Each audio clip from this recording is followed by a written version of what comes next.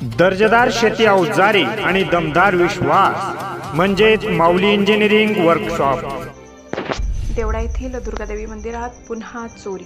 देवीचे 50,000चे अलंकार चोरीला, चोरटे सीसीटीव्हीत कैद। देवडा येथील कोलती नदीपात्रातील ग्रामदैवत दुर्गामाता मंदिर व स्वामी समर्थ मंदिरात रविवार दिनांक 25 फेब्रुवारीच्या मध्यरात्रीनंतर चोरीचा प्रकार उघडकीस आला असून त्यामध्ये सोन्याचे 10 ग्रॅम वजनाचे देवीचे अलंकार चोरी झाले।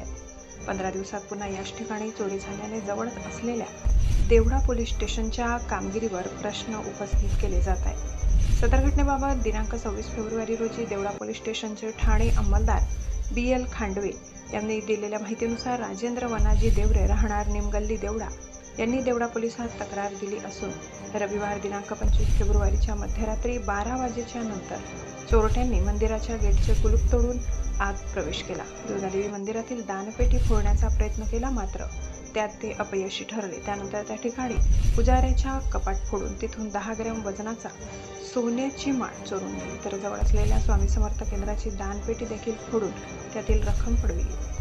मागील 15 दिवसापूर्वी 8 फेब्रुवारीला हीच दानपेटी फोडून साधारण 50 ते 60 हजारांची चोरी झाली होती।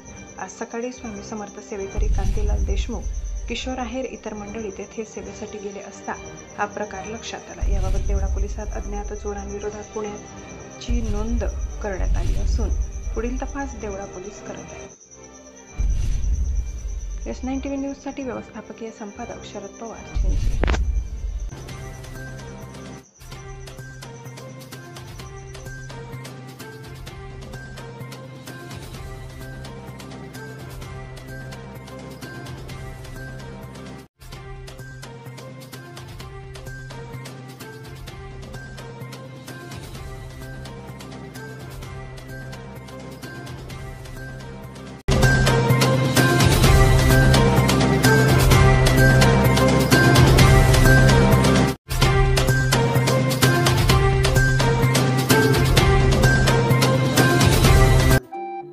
आपल्या चॅनलला नक्की सबस्क्राइब करा, बेल आयकॉन दाबायला विसरू नका।